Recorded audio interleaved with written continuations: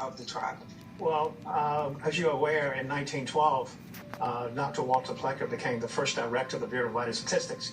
Prior to that, there were no birth certificates, and he was a director up until the 1940s, 1946, until his death. But he was part of the eugenics movement, which was a movement about creating one race of people, which was white, and everything else was put in the pot, as Tina Marie would say, and stir it up and call colored.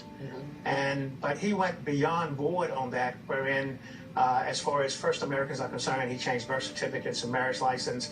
He even put out letters to census takers in 1930 that people such as myself that are first Americans or Native Americans, that he considered us as being bastards, that we were just trying to be Indian to marry into the white race. What's so interesting about that was that in the 30s, he gave a presentation in New York City and on eugenics, and there were commanders associated with Adolf Hitler that attended that particular meeting. But basically, when he was the registrar for the Bureau of Vital Records, he changed the names of Indian people in Southampton County. Exactly. Their race from Indian to Negro or to color. It was referred to as colored.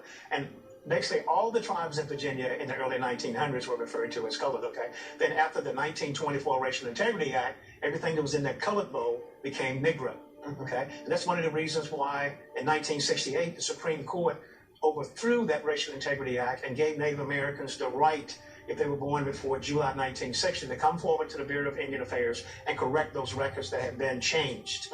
But your tribe was in Southampton County well before all of this. Of course. Okay. As a matter of fact, our history really dates back, according to some archaeologists, to 900 AD.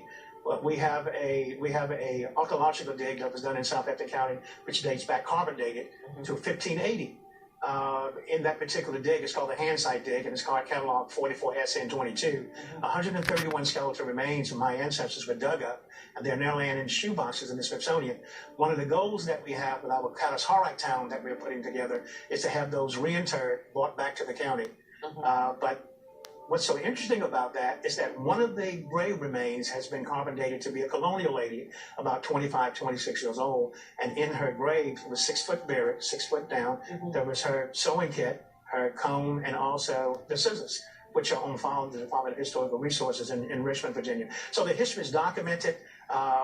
We are the only tribe in the Commonwealth of Virginia that ever had a gubernatorial mandated special census. As you know, the census is done every year starting 1790, every 10 years. There was a special census done in Southampton County in Cortland, Virginia, at that time was called Jerusalem, wherein the trustees of the reservation went out and actually recorded the names of individuals living on the reservation, even though they didn't document everybody living there, because